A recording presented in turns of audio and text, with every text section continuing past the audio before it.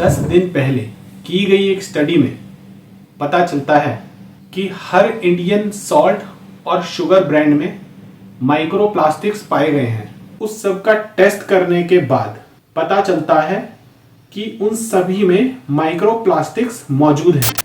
सबसे ज़्यादा microplastic iodised salt में मिले हैं। जी हाँ, ये वही सॉल्ट है जो ज़्यादातर लोग किचन में डेली बेसिस पे यूज़ करते हैं। अभी कुछ ही महीनों पहले की बात है जब हांगकांग और सिंगापुर ने भी हमारे कुछ स्पाइसेस पर बैन लगा दिया था। ये बैन MDH और एवरेस्ट के कुछ मसालों पर लगाया गया था, वो भी इथाइलिन ऑक्साइड या कहें पेस्टिसाइड की प्रेजेंस की वजह से। ये कैंसर कॉजिंग सब्सटेंस माना जाता है। इंडिया में तो पहले से ही इतना ज़्यादा पॉल्यूशन है, ना सांस लेने के लिए साफ हवा है और ना पीने के लिए अच्छा पानी। और अब पता लगा है कि जो खा भी रहे हैं उसमें भी माइक्रोप्लास्टिक्स मिल रहा है। हेलो दोस्तों, नमक और मीठा दो ऐसी चीज़ हैं जो आपको हर किचन में मिलती हैं, चाहे वो इंडिया हो या कहीं और। ऐसा कहना भी गलत नहीं होगा कि ये दो ऐसे इंग्रेडिएंट्स हैं जिसके बिना किचन में कोई भी खाना बनाना ऑलमोस्ट इम्पॉसिबल होता है। पर लगभग 10 दिन पहले की गई एक स्टडी में पता चलता है कि हर इंडियन सॉल्ट और शुगर ब्रांड में माइक्रोप्लास्टिक्स पाए गए हैं, या फिर ये कहें कि आपकी हर बाइट में आप प्लास्टिक खा रहे हैं। Environmental research organisation toxic link ने अपनी study microplastics in salt and sugar में 10 अलग अलग तरीके के सॉल्ट जो इंडियन किचन में यूज किए जाते हैं, जैसे टेबल सॉल्ट, रॉक सॉल्ट, सी सॉल्ट एटसेट्रा, और 5 तरीके की शुगर को ऑनलाइन और ऑफलाइन मीडियम से खरीदा।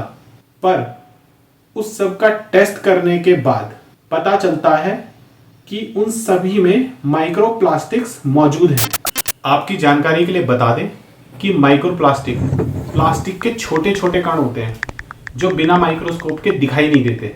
हमारे सॉल्ट और शुगर में मिले माइक्रोप्लास्टिक का साइज 0.1 mm से लेके 5 mm तक है। तो कह सकते हैं कि इन सॉल्ट और शुगर को किसी भी फूड में कंज्यूम करते वक्त खाने वाले को बिल्कुल पता नहीं चलेगा कि वो माइक्रोप्लास्टिक खा भी रहा है या नहीं। इस स्टडी में और भी कई बातें पता चली, जैसे सबसे ज्यादा माइक्रोप्लास्टिक आयोडाइज्ड सॉल्ट में मिले हैं। जी हाँ, ये वही सॉल्ट है जो ज्यादातर लोग किचन में डेली बेसिस पे यूज करते हैं। इस स्टडी के बारे में टॉक्सिक लिंक के एसोसिएट डायरेक्टर सतीश सिन्हा ने भी कहा कि खाने में मिलने वाला सॉल्ट और शुगर में माइक्रोप्लास्टिक का मिलना बहुत ही ज़्यादा चिंताजनक है और इस पर जल्दी से जल्दी एक्शन होना चाहिए। और हमें ये भी पता करना होगा कि इसके हेल्थ पर लॉन्ग टर्म साइड इफेक्ट्स क्या हो सकते हैं। आपको बता दें कि आयोडाइज्ड सॉल्ट के 1 kg के पैकेट पर लगभग 90 माइक्रोप्लास्टिक्स पाए गए हैं, और वहीं बात करें शुगर की तो उसमें 12 से 68 माइक्रोप्लास्टिक पर केजी मिले हैं। एक पुरानी रिसर्च में भी पाया गया था कि ह्यूमंस के लंग्स और हार्ट के अंदर भी माइक्रोप्लास्टिक मिले थे। पर इस स्टडी के बाद ये गेस करना ज़्यादा डिफिकल्ट नहीं है कि ह्यूमन के अंदर माइक्रोप्लास्टिक कहाँ से आए। और अब FSSAI यानी food safety and standard authority of India ने इस रिपोर्ट के आने के बाद एक इनोवेटिव प्रोजेक्ट लॉन्च किया है, जिससे खाने में होने वाले माइक्रोप्लास्टिक कंटेमिनेशन को रोका जा सके। पर सवाल उठता है कि ये उन्होंने पहले क्यों नहीं किया?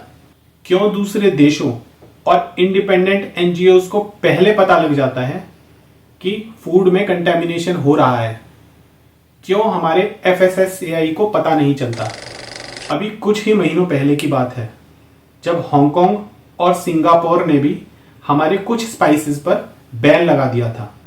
ये बैन MDH और एवरेस्ट के कुछ मसालों पर लगाया गया था, वो भी इथाइलिन ऑक्साइड या कहें पेस्टिसाइड के प्रेजेंस की वजह से ये कैंसर कॉजिंग सब्सटेंस माना जाता है। और इतना ही नहीं, नेपाल जैसे गरीब देश ने भी भारत के कुछ मसालों को बैन कर दिया है। क्या इंडिया की फूड क्वालिटी टेस्टिंग इतनी खराब है कि इतने बड़े हेल्थ रिस्क के बारे में सिटीजन्स को दूसरी ऑर्गेनाइजेशंस और दूसरे देशों से पता चल रहा है? क्या हम इंडिया के जितने भी ब्रांड्स हैं उन सब पर भरोसा करना छोड़ दें? पर सोचने वाली बात है, ज्यादातर इंडियंस तो फॉरेन ब्रांड्स अफोर्ड भी नहीं कर सकते। वैसे तो हम जोरों शोरों से बात करते हैं मेक इन इंडिया की, पर अगर ऐसा मेक इन इंडिया प्रोडक्ट मिलेगा तो लोगों के पास क्या ऑप्शन बचता है? इंडिया में तो पहले से ही इतना ज्यादा पॉल्यूशन है, ना सांस लेने के लिए साफ हवा है और ना पीने के लिए अच्छा पानी। और अब पता लगा है कि जो खा भी रहे हैं उसमें भी माइक्रोप्लास्टिक्स मिल रहा है। अगर दिल्ली की बात की जाए तो विंटर्स में एयर क्वालिटी इंडेक्स 1200 के पार चला जाता है और अगर गर्मियों में भी हो तो भी 200 बना रहता है। और पीने के लिए भी मिलता है तो यमुना का गुलाबी पानी। और ऐसा ही हाल और बहुत सारे स्टेट्स का भी है, कहीं थोड़ा ज्यादा तो कहीं थोड़ा कम।